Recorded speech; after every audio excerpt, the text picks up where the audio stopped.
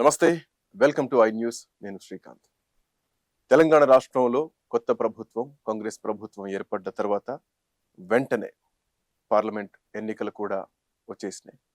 So ఇప్పటికే అటు భారతీయ Janata party కానీ, ఇటు టిఆర్ఎస్ అంటే బీఆర్ఎస్ పార్టీ, ఈ రెండు పార్టీలు అభ్యర్థుల్ని ఖరారు చేసినాయి. కాంగ్రెస్ పార్టీ కూడా ఆచితూచి అభ్యర్థుల్ని ఖరారు చేస్తున్నాయి. దీంట్లో భాగంగా నిజానికి ఆదిలాబాద్ జిల్లా గురించి ప్రత్యేకంగా మాట్లాడుకోవాలి.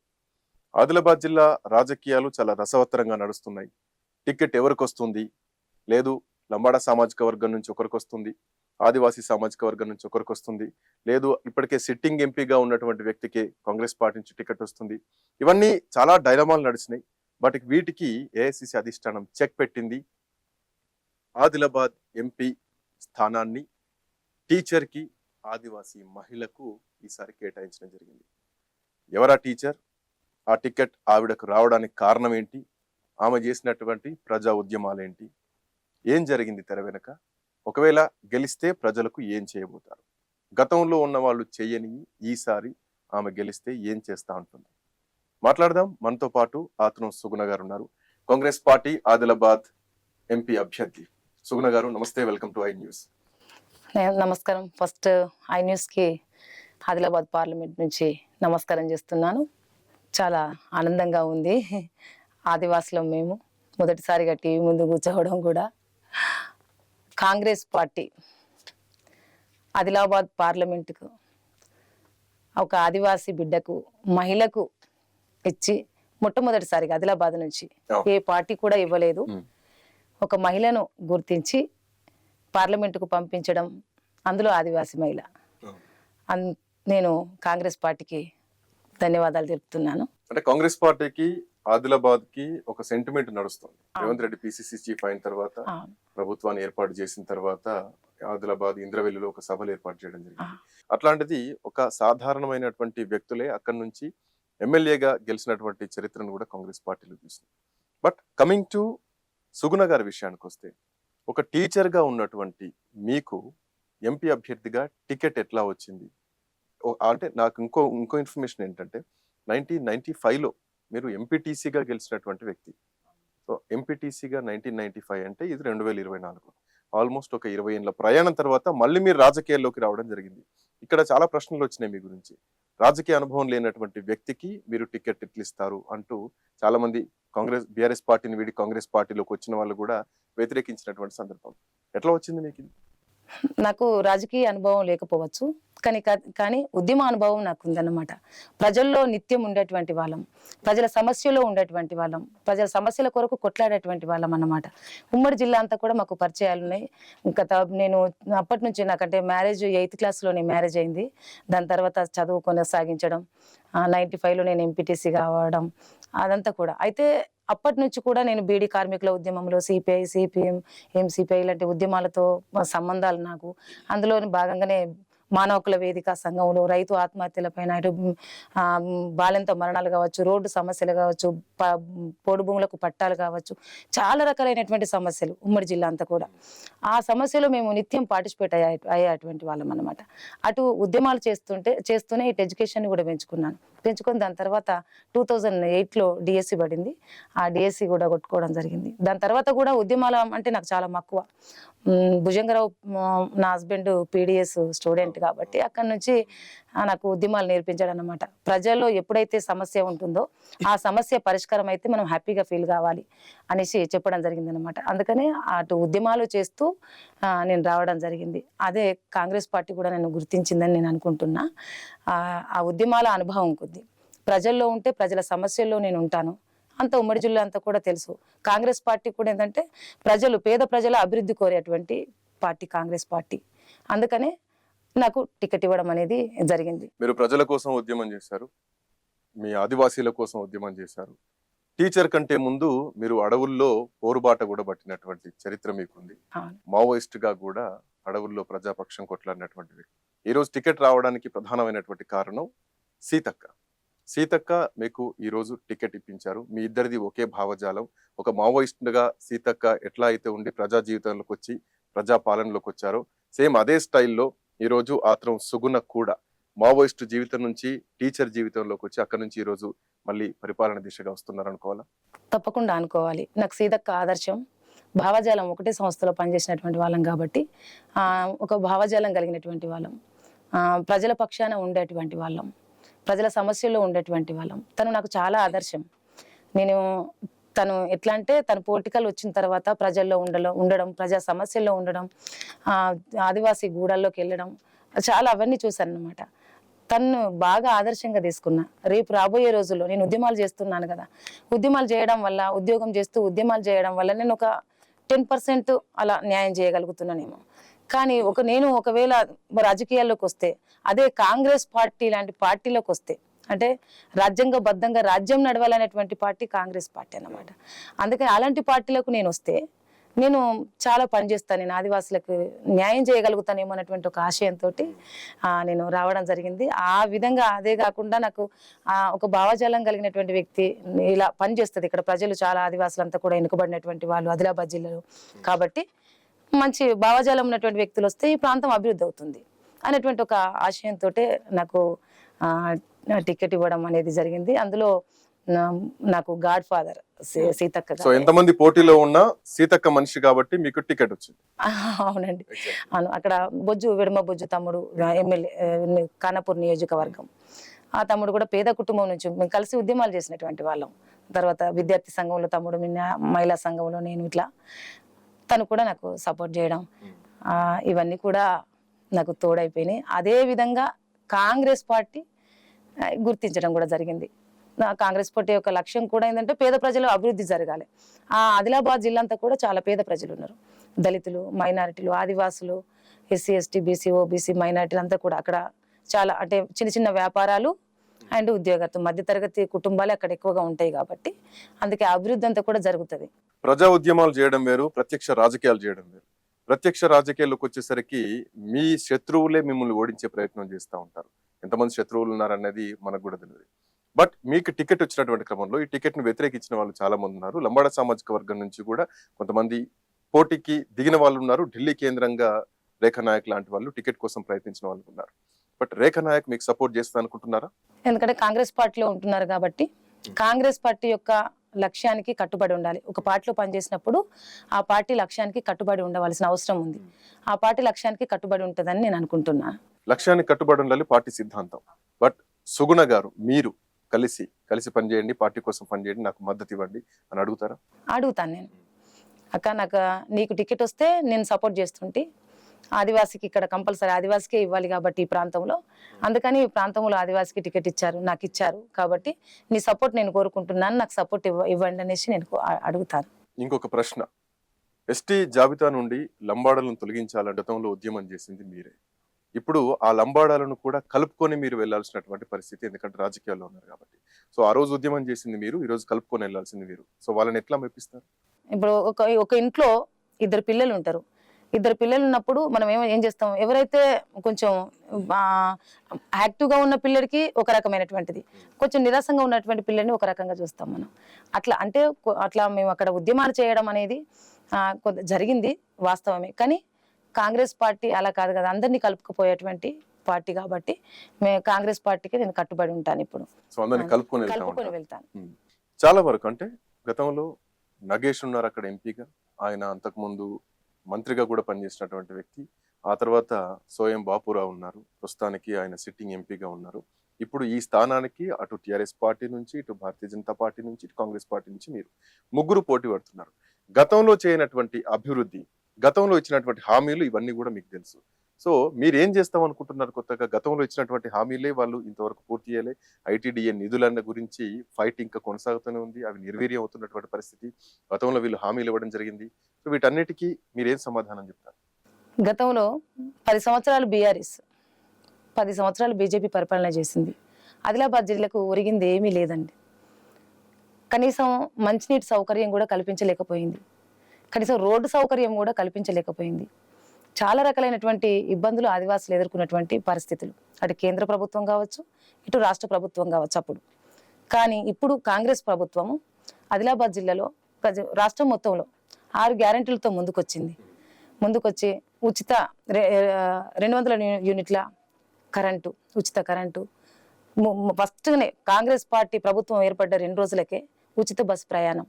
నిజంగా మా ఆదివాసులకి కార్లు, బైక్లు ఇవి అస్సలు ఉండవు. మా ప్రాంతానికైతే ఇది చాలా ఆనందంగా గౌరవనీయులు రేవంత్ అన్న గారిని చాలా అభినందిస్తారు అక్కడ. అమ్మ మేమైతే తీర్థయాత్రలకు పోతున్నాము, పెళ్లిలకు పోతున్నాము, మా వాళ్ళు వాళ్ళ బంధుత్వం చాలా కలుపుకుంటారు అనమాట. ఇప్పుడు ఉచితంగా మేము చాలా చక్కగా పెళ్లిలకు పోవడం ఇవన్నీ కూడా అక్కడ 6 గ్యారంటీలు తీసుకొచ్చి ఆదిలాబాద్ జిల్లాకి మహారాష్ట్రకి దగ్గర అన్నమాట. మా సైడ్ బాగా రొట్టెలు తింటారు. అయితే ఇంట్లో వచ్చా నేను కూడా మీ ఆదిలాబాద్ వచ్చినప్పుడు రొట్టెలే తిన్నాను మేము కూడా. అంటే అప్పుడు 1200 రూపాయలకు సిలిండర్ అయినప్పుడు 20 రోజులు కూడా రాకపోతుండే. రొట్టెలు చేయాలంటే ఎక్కువ సిలిండర్ అదే గ్యాస్ ఎక్కువ తీసుకుంటుంది. కానీ ఇప్పుడు 8 మంది మేము ఉంటే 500కే కదా సిలిండర్, అందరికి రొట్టె చేసి పెడతా. అంత అంటే అక్కడ మాట్లాడుకుంటున్నారు అనమాట. అంత గ్యారంటీలు గడప గడపకెళ్ళి అసలు చాలా అది బాగుంది. ఇప్పుడు మీరు అన్నట్టుగా ఇక్కడ అక్కడ గోడం నాగేష్ దాదా కావచ్చు, లేకపోతే బీఆర్ఎస్ నుంచి ఆత్రం సక్కు దాదా కావచ్చు, ఉన్నప్పటికీ కూడా ఆదివాసులమై ఉన్నప్పటికీ కూడా పార్టీలకు అక్కడ వాల్యూ ఇవ్వరు. ఎందుకు ఇస్తారు? ఎందుకంటే గత ప్రభుత్వాలు ఏం చేయలేదు కదా, చేస్తే ఇస్తుంటిమి. ఇక్కడ అంటే ఆదివాసి అని చూడట్లేదు, పార్టీ చూస్తున్నారు ఇప్పుడు అక్కడ. ఈ పార్టీలు ఏం చేయలేదు కదా, చేస్తే మేము వేస్తుంటాం కావచ్చు, చేయలేదు. కాబట్టి కాంగ్రెస్ పార్టీ గెలవగానే ఇన్ని గ్యారంటీలు తీసుకొచ్చి గడప గడపకు ఈ రోజు గ్యారంటీలు తీసుకొచ్చింది. నిజంగానే కరెంటు బిల్లు కట్టాలంటే మా ఆదివాసులకి ఆ బిల్లుకి కట్టడానికి కూడా స్తోమత లేనటువంటి పరిస్థితులు చాలా మంది. 200 యూనిట్లు. మళ్ళా అక్కడ మా దగ్గర మహిళా గ్రూపులు చాలా ఉంటాయి అన్నమాట. వడ్డీ లేని రుణం అక్కడ. ఇవన్నీ కూడా చాలా చాలా అంటే మహిళలకు సంబంధించినటువంటివి ఎక్కువగా అన్నమాట. కాంగ్రెస్ పార్టీ గుర్తించడం నిజంగా ఆనందంగా ఉంది. ఇవన్నీ కూడా కడప కడపకు వెళ్ళడము ఏది కూడా చూడరు. అంటే 3 ఆదివాసులకు ఇచ్చిండ్రు కాబట్టి ఓట్లు చీలుతాయి, ఇది కాదు అక్కడ పార్టీ చూస్తున్నారు. లంబాడ సామాజిక వర్గం నుంచి పోటీకి దిగడానికి, ఇండిపెండెంట్ గా పోటీకి మీరు దిగుతాం ఈసారి ఖచ్చితంగా, ఓట్లు చీల్చడానికే వస్తున్నటువంటి వాళ్ళకి కూడా మీరు ఏం చెప్తారు, ఎట్లా సర్దుకుంటుంటారు? అదేం లేదు, ఓట్లు ఏమి చీలవు, నిల్చుంటే వాళ్ళ ఇష్టం. ఎందుకంటే కాంగ్రెస్ పార్టీ చాలా బలంగా ఉంది. తప్పకుండా గ్యారంటీలతోటి ముందుకు వచ్చింది కాంగ్రెస్ పార్టీ. ఎప్పుడు కూడా కాంగ్రెస్ పార్టీని చిన్న వేయడానికి వీలు లేదు. తప్పకుండా అందరు ప్రజలందరూ కూడా ముక్త కంఠంతో కాంగ్రెస్ పార్టీని ఆహ్వానించడానికి సిద్ధంగా ఉన్నారు. ఆదిలాబాద్ జిల్లాలో ఆదిలాబాద్ లో మీకు ప్రధాన ప్రతిపక్షం Bharatiya Janata party, Congress party, BRS party అంటే జనతా పార్టీ. ఎందుకంటే అనూహ్యంగా అక్కడ సీట్లు గెలుచుకుంది, 4 సీట్లు గెలుచుకుంది. బీఆర్ఎస్ ఏమో 2 సీట్లు గెలుచుకుంది. కాబట్టి అయినప్పటికీ కూడా కాంగ్రెస్ పార్టీ అక్కడ బలంగానే ఉందని మేము చెప్పుకుంటాం గతంలో. ఎందుకంటే అప్పుడు అసెంబ్లీ ఎన్నికలప్పుడు బీఆర్ఎస్ గవర్నమెంట్ ఉండే కాబట్టి ఆ విధంగా జరిగింది. కానీ 6 గ్యారంటీలతో మేము ముందుకు వచ్చాం కదా. ఇప్పుడు మళ్ళీ రాహుల్ గాంధీ గారి మీద మంచి ఒక యువ నాయకుడు, ప్రజల్లో ఉండేటువంటి మా దగ్గర ఎక్కడంటే చాలా మంది దళితులు, ఎస్సీ, మైనార్టీస్, ఆదివాసులు అందరం వీళ్ళే ఉన్నారు. కాబట్టి న్యాయ జోడ యాత్ర చేస్తూ గల్లీ గల్లీ తిరుగుతూ భారతదేశంలో ఏ విధమైనటువంటి కష్టాలు అవన్నీ కూడా చూస్తూ అంత ఒక సామాన్యమైనటువంటి జీవితాన్ని గడుపుతున్నారు. ఒక సామాన్యుల్లాగా తిరుగుతున్నారు అనేటువంటిది ఒకటి అంతా వెళ్ళిపోయింది అన్నమాట. దానివల్ల కూడా అసలు కంపల్సరీ తప్పకుండా కాంగ్రెస్ పార్లమెంటు 100% గెలిచే అటువంటి అవకాశాలు కూడా ఎక్కువగానే ఉన్నాయి. అసలు 3 ఆదివాసులకు ఇచ్చారు. ఎంతమంది అంటే అటు టిఆర్ఎస్ పార్టీ అధికారంలో ఉన్నప్పుడు కానీ, భారతీయ జనతా పార్టీ అధికారంలో అంటే ఎంపీ స్థానంలో ఉన్నా కానీ సిమెంట్ ఫ్యాక్టరీకి సంబంధించి అక్కడ ఉద్యమాలు జరుగుతూనే ఉన్నాయి. ఆ సిమెంట్ ఫ్యాక్టరీ అట్లనే స్క్రాప్ లాగా ఉండిపోయినటువంటి పరిస్థితి. దాన్ని పునరుద్ధరిస్తామని ప్రతి ఒక్కరూ ఎన్నికల ముందు హామీ లాగా ఒక ఆయుధం లాగా తీసుకొని వస్తున్నారు. సో ఇప్పుడు మీరేం చెప్తారు? ఆ సిమెంట్ ఫ్యాక్టరీ గురించి సేమ్ అదే మాట చెప్తారా? దానికి ఏమైనా ప్రజలకు నమ్మశక్యంగా ఉండే మాట ఏం చెప్తారు? తప్పకుండా. అంటే నిజంగానే మీరు చెప్పినట్టుగా గత ప్రభుత్వాలు అయితే నిజంగా దానివల్ల చాలా మందికి ఉపాధి దొరికింది, ఉపాధి నష్టపోయారు చాలా మంది ప్రజలు. కాబట్టి అదే ప్రాజెక్టు, తుమ్మిడి ప్రాజెక్టు కావచ్చు, లేకపోతే ఈ సిమెంట్ ఫ్యాక్టరీ విషయంలో కావచ్చు, సీఎం రేవంత్ అన్న గారు కూడా తుమ్మిడి ప్రాజెక్టు గురించి కూడా మాట్లాడడం జరిగింది. ఇలాంటి తప్పకుండా ఈ ప్రాంతం అభివృద్ధి జరగాలి. ఈ ప్రాంతం చాలా వెనుకబడినటువంటి ప్రాంతం కాబట్టి చిన్న చిన్న పరిశ్రమలు ఆ పరిశ్రమలను కూడా అభివృద్ధి చేయడానికి ఉన్నారు. అవి చేస్తారు కూడా. అంటే కాంగ్రెస్ పార్టీ ఏదైతే గ్యారంటీలు ఇస్తుందో, ఏదైతే చెప్తుందో అది నెరవేర్చడానికి తప్పకుండా ప్రయత్నం చేస్తుంది. లంబాడాలు ఏమైనా వ్యతిరేకంగా ఉన్నారా? 2014లో వాళ్ళే అధికారం ఉన్నారు, 2019లో వాళ్ళే అధికారం ఉన్నారు, ఇప్పుడు కూడా 2024 ఎంపీ ఎలక్షన్స్ లో కూడా వాళ్ళకి టికెట్ వస్తున్నటువంటి క్రమంలో సో వాళ్ళని కలుపుకొని పోవాలంటే ఈ అలకను ఎట్లా మీరు క్లియర్ చేసుకుంటారు? అంటే వాళ్ళు అర్థం చేసుకోవాలి. ఎందుకంటే ఆ అసెంబ్లీ ఎన్నికల్లో కూడా వాళ్ళ కారు ఆదివాసుల కారు లంబాడ కమ్యూనిటీకి 6 అలా ఇచ్చారు. ఇప్పుడు కూడా అంతే. పార్లమెంట్ ఎన్నికల్లో 2, ఒకటి లంబాడ కమ్యూనిటీకి, ఒకటేమో ఆదివాసీ కమ్యూనిటీకి. 9 తెగలు ఉంటాయి మా దగ్గర ఆదివాసీ కమ్యూనిటీకి.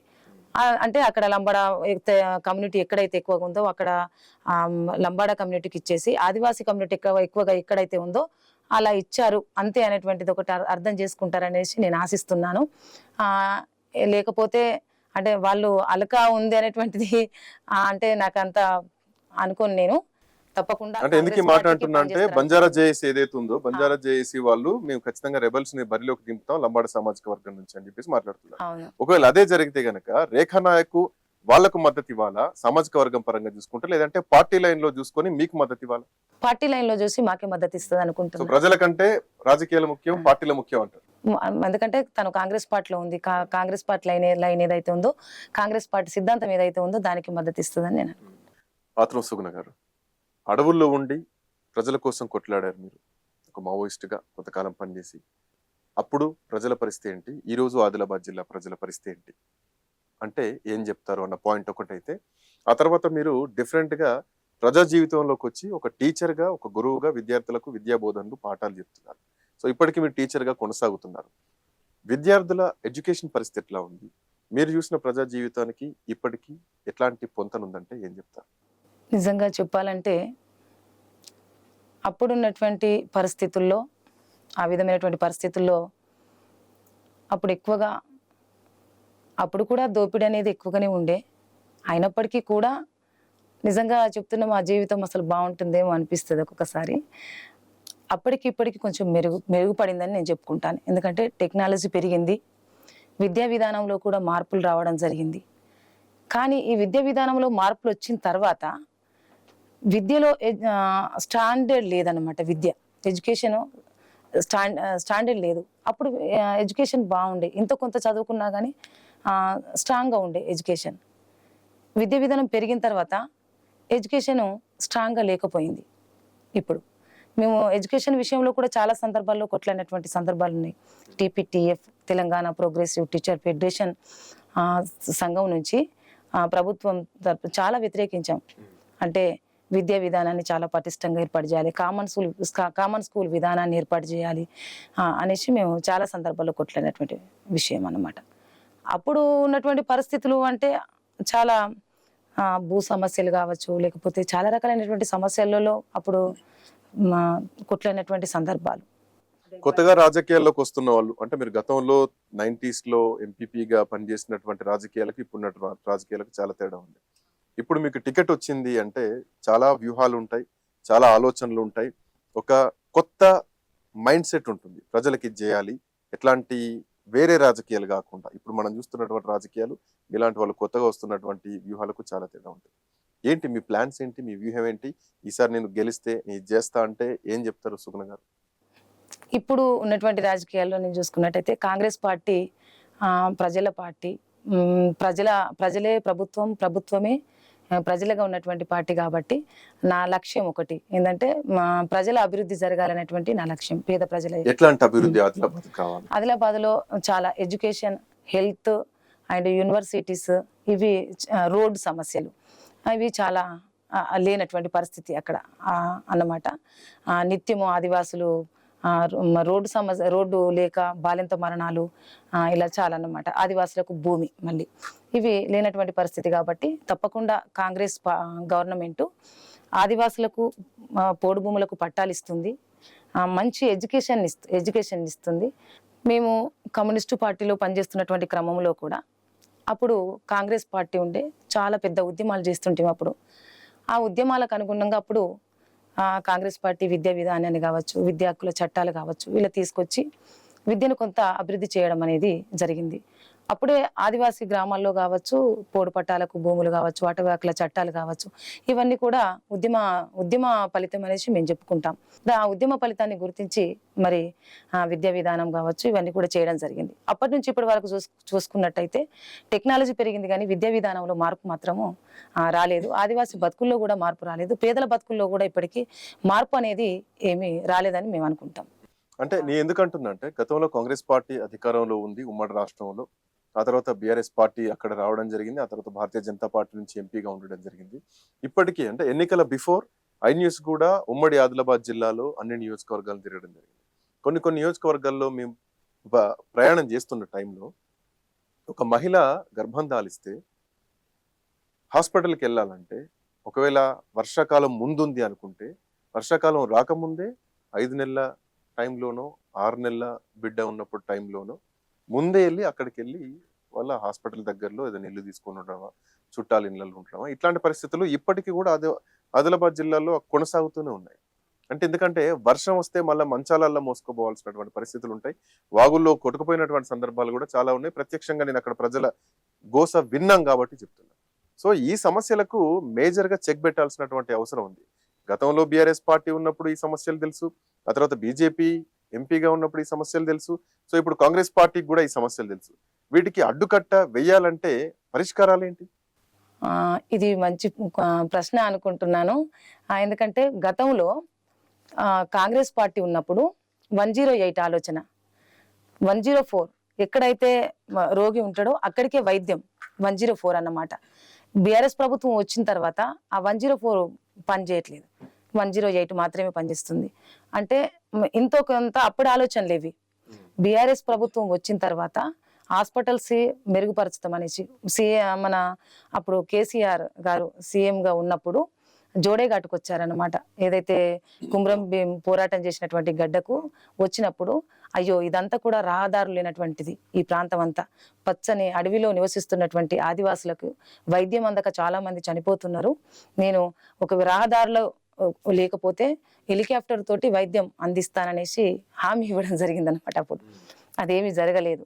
కానీ ఇప్పుడు బీఆర్ఎస్ గవర్నమెంట్ వచ్చిన తర్వాత ఏం చేశారంటే హాస్పిటల్స్ కట్టించారు.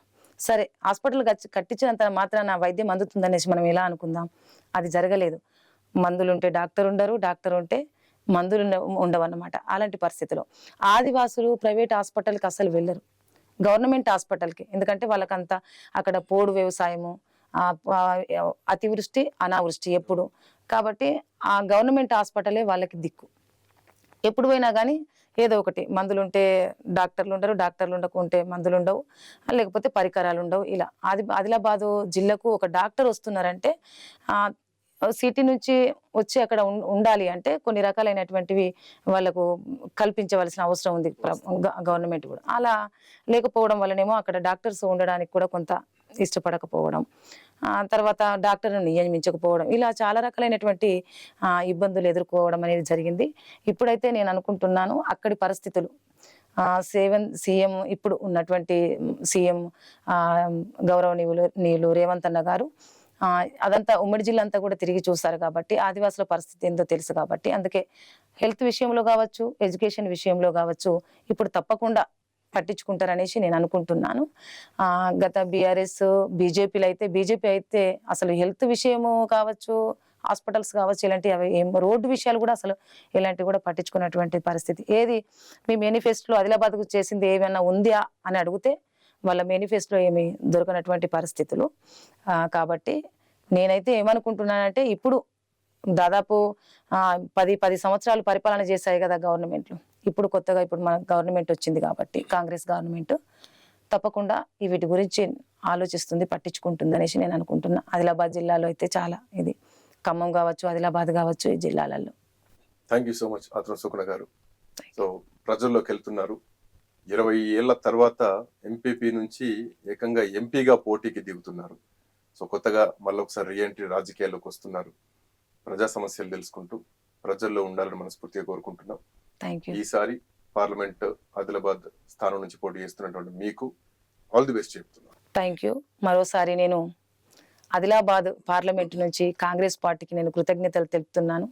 సోనియా గాంధీ గారికి, రాహుల్ గాంధీ గారికి, ప్రియాంక గాంధీ గారికి, రేవంత్ అన్న గారికి, మరి అదే విధంగా ఇన్ఛార్జి ఆదిలాబాద్ ఇన్ఛార్జి, ముఖ్యంగా ఒక ఆదివాసీ బిడ్డ, డైనామిక్ లీడర్, అరణ్యం నుంచి అరణ్యంలోకి వచ్చినటువంటి ఒక లీడర్ సీతక్క గారు ఆదిలాబాద్ ఇన్ఛార్జి తీసుకోవడం చాలా ఆనందంగా ఉంది.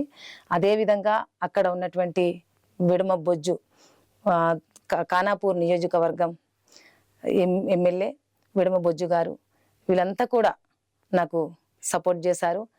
నాకు రేవంత్ అన్న ఇది గుర్తించి ఒక ఆదివాసీ బిడ్డగా, ఒక మహిళగా గుర్తించి అక్కడ టికెట్ ఇవ్వడం అనేది మరో సీతక్క కాబోతుంది అనుకోవాలి కాంగ్రెస్ పార్టీకి ఆదిలాబాద్ నుంచి. అమ్మ అంత అంటే తన యొక్క ఆలోచన కావచ్చు, తన యొక్క ఆశయం ఏదైతే ఉందో దాన్ని నేను మైండ్లో పెట్టుకొని తనలాగా నేను ఎదగాలనేసి అనుకుంటాను. నేను కూడా ఇవన్నీ నాకు ఇచ్చి పార్లమెంటుకు పంపించడం అనేది చాలా ఆనందంగా ఉంది. అదే విధంగా తప్పకుండా అక్కడ ఆదిలాబాద్ పార్లమెంటు ప్రజలందరినీ కూడా నేను ఒకటే కోరుతున్నాను, సబ్బండ వర్గాల ప్రజలందరూ కూడా ఒక ఆదివాసి బిడ్డగా, మహిళగా నన్ను పార్లమెంటుకు పంపించండి. మరోసారి ఇప్పుడు 10 సంవత్సరాలు ఇటు బీజేపీ బీఆర్ఎస్ మనం చూసాం కాబట్టి, ఒక యువ నాయకుడు, వాళ్ళ కుటుంబం అంతా కూడా ఒక త్యాగాల కుటుంబం, ఎలాంటి ఆశించినటువంటి కుటుంబం, ఒక సామాన్య జీవితాన్ని గడిపేటువంటి కుటుంబము రాహుల్ గాంధీ గారి కుటుంబం. కాబట్టి అలాంటి కుటుంబం నుంచి ఒక ప్రధానమంత్రిని చేస్తే ఈ దేశం అభివృద్ధి పడుతుంది, రాజ్యాంగబద్ధంగా రాజ్యం నడుస్తుంది అనేటువంటి ఒక ఆశయం ఉంది. కాబట్టి తప్పకుండా ఆదిలాబాద్ పార్లమెంటు ప్రజలందరూ కూడా కాంగ్రెస్ పార్టీని నన్ను పార్లమెంటుకు పంపించి 17 స్థానాల్లో గెలవాలి కదా, ఒక గొంతును పంపిస్తే అక్కడ స్థానం, పార్లమెంట్ స్థానం పెరుగుతుంది. అందుకే తప్పకుండా పంపిస్తారనేసి నేను ఆశిస్తాను. ఆల్ ది బెస్ట్ ఆత్రం సుగుణ గారు. Thank you so much I news స్టూడియోకి వచ్చి మాట్లాడినందుకు. సో ఇది ఆదిలాబాద్ పార్లమెంటరీ స్థానం నుంచి కాంగ్రెస్ పార్టీ అభ్యర్థిగా పోటీ చేస్తున్నటువంటి ఆత్రం సుగుణ గారు మాట్లాడినటువంటి అంశాలు. లెట్స్ సీ ప్రజా తీర్పు ఎట్లా ఉండబోతోంది, ఆదిలాబాద్ ప్రజలు ఎట్లాంటి తీర్పునివ్వబోతున్నారు. That's all for now. Keep watching I news.